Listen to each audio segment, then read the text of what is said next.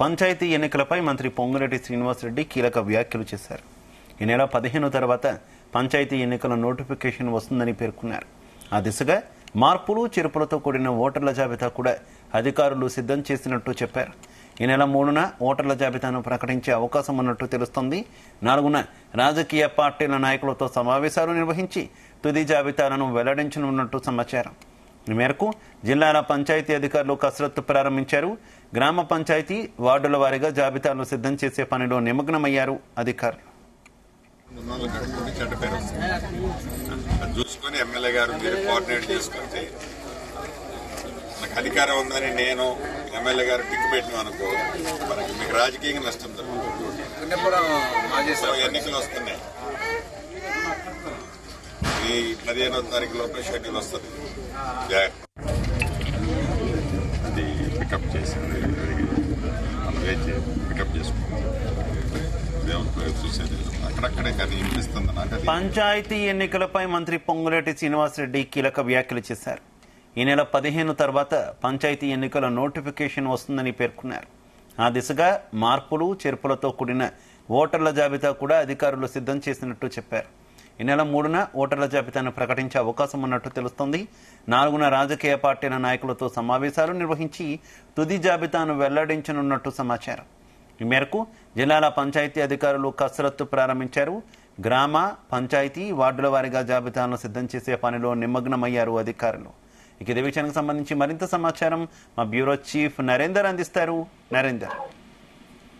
Shiva, cabinet లో కీలక మంత్రిగా ఉన్నటువంటి పొంగులేటి శ్రీనివాసరెడ్డి తన జిల్లాలో పర్యటించిన సందర్భంలో అక్కడ చాలా కీలకమైనటువంటి వ్యాఖ్యలు చేశారు. అంటే ఈ నెల 15వ తర్వాత పంచాయతీ ఎన్నికలకు నోటిఫికేషన్ వచ్చే అవకాశం ఉందన్నటువంటి విషయాన్ని ఆయనే సూత్రప్రాయంగా చెప్పారు. ఎందుకంటే పంచాయతీ ఎన్నికలు ఎప్పుడు అనేటువంటి చర్చ రాష్ట్ర వ్యాప్తంగా ప్రతి ఊర్లో ఎక్కడ వెళ్ళినా ఒక చర్చ అయితే దారి వేస్తోంది. ఎందుకంటే సర్పంచ్ల గడువు పూర్తి అయిపోయింది, చాలా చోట్ల మున్సిపాలిటీల గడువు పూర్తయింది, ఎంపీటీసీల గడువు పూర్తయింది, స్థానిక సంస్థల ఎన్నికలకు సంబంధించి. కనుక ఎప్పుడు ఎన్నికలు పెడతారు, కేంద్ర ప్రభుత్వం కూడా ఎప్పుడు త్వరగా ఎన్నికలు పెడితే ఆ గ్రామాలన్నిటికీ కూడా గ్రామ పంచాయతీలకు నీటి ఇవ్వడానికి నిర్ణయం తీసుకున్న నేపథ్యంలో రాష్ట్ర ప్రభుత్వం కూడా అంతే సీరియస్ గా త్వరగా ఎన్నికలు పెట్టాలన్నటువంటి నిర్ణయానికి వచ్చినట్టు తెలుస్తుంది. అందుకనే ప్రభుత్వంలో కీలకమైనటువంటి మంత్రి రెవెన్యూ శాఖ మంత్రి శ్రీనివాస్ రెడ్డి ఇదే విషయాన్ని క్లియర్ గా కుండబద్దలు చెప్పారు. ఈ నెల 15 తర్వాత పంచాయతీ ఎన్నికల నోటిఫికేషన్ ఏ క్షణమైనా వచ్చే అవకాశం ఉందన్నట్టు విషయం చెప్పారు. ఎందుకంటే మరింత లేట్ అయితే మార్చిలో ఖచ్చితంగా అటు ఎస్ఎస్సీ ఎగ్జామ్స్ కానీ తర్వాత ఇంటర్మీడియట్ ఎగ్జామ్స్ ఉంటాయి. అన్ని కూడా గ్రామాల వారిగా అందరూ కూడా పిల్లలందరూ కూడా చదువుకునే పిల్లలందరూ కూడా సీరియస్ గా ఎగ్జామ్స్ ప్రిపేర్ అవుతున్న సందర్భంలో ఉంటుంది కాబట్టి అది ఖచ్చితంగా డిస్టర్బ్ అయ్యే అవకాశం ఉంటుంది. అటు లేదంటే వివిధ రకాల అనౌన్స్మెంట్లు కావచ్చు, ప్రచారానికి కావచ్చు, ఇదంతా కూడా డిస్టర్బ్ అయ్యే అవకాశం ఉంటుంది. కాబట్టి కనుక మార్చి 1st వీక్ లోపే ఖచ్చితంగా కూడా మేబీ మార్చి 1st లోపలనే ఖచ్చితంగా ఎన్నికలు పూర్తి చేయాలన్నటువంటి ఆలోచన కూడా రాష్ట్ర ప్రభుత్వంలో ఉంది. ఇప్పటికే చీఫ్ సెక్రటరీ కూడా రాష్ట్ర ప్రభుత్వం ఇప్పటికే ఆదేశాలు జారీ చేయడం తెలుస్తోంది. ఓటర్ల జాబితా కూడా ప్రిపేర్ చేయాల్సిన అవసరం ఉందని కూడా చెప్పారు. ఇప్పటికే వివిధ రాజకీయ పార్టీలకు సంబంధించినటువంటి నేతలకు కూడా పిలిపించి రేపెల్లుండి ఈ తతంగం అంతా పూర్తి చేసే అవకాశం అయితే కనిపిస్తుంది.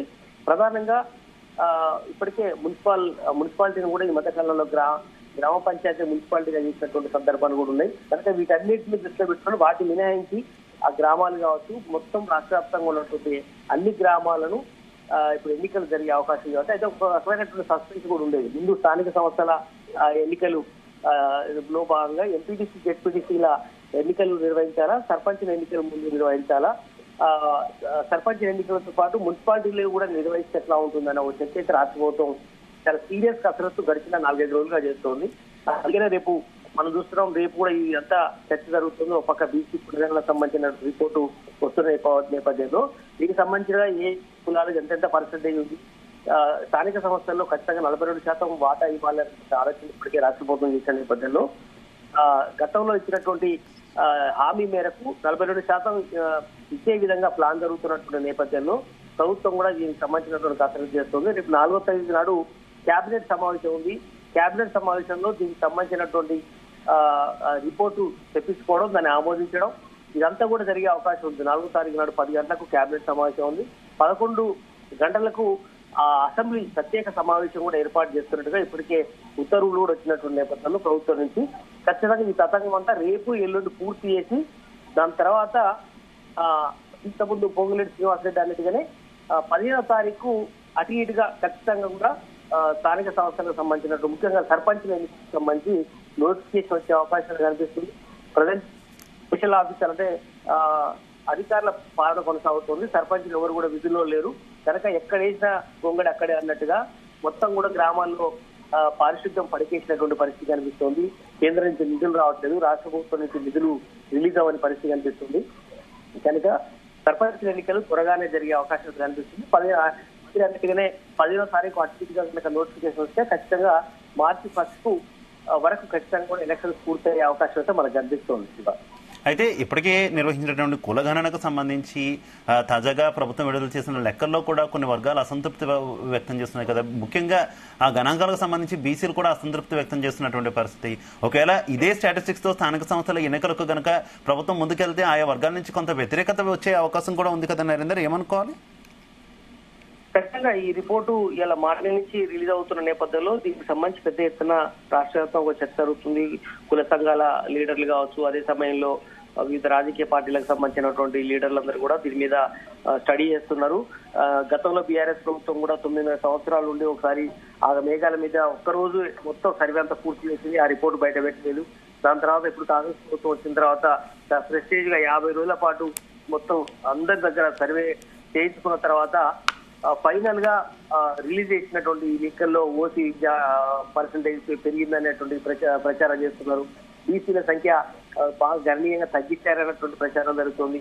అదేవిధంగా మైనార్టీల సంఖ్యలో కూడా కొంత మార్పులు జరిగాయని, ఇట్లా ఓవరాల్ గా మాత్రం ఉన్నది లేనట్టుగా లేనిది ఉన్నట్టుగా ఈ తప్పుల తడగా జరిగినటువంటి ప్రచారం అయితే జరుగుతుంది. అదే సర్వే మాత్రం ఆల్మోస్ట్ 97% దాకా సర్వే ఇంటింటి సర్వే పూర్తి చేశాము. 3% మాత్రం సర్వే కొంతమంది సహకరించలేకపోవడం, డోర్లకు లాక్ వేయడం, వీటి వల్ల కొంత డిస్టర్బ్ అయింది తప్ప దాదాపు అంతా యాక్యురేట్ గా జరిగిందనేటువంటి ప్రచారం అయితే వాళ్ళు మాత్రం చెప్పడం జరుగుతుంది. కానీ ఇప్పుడు రిలీజ్ అయినటువంటి లెక్కల బట్టి చూస్తే మాత్రం దానికి దీనికి పొంతన కనబడలేదు. బీసీల సంఖ్య చాలా పెద్ద ఎత్తున ఉంటుంది. ఖచ్చితంగా ఆల్మోస్ట్ 60% కు దగ్గరగా ఉంటుంది, 56% పైన ఉంటుంది అనే చర్చ జరుగుతోంది.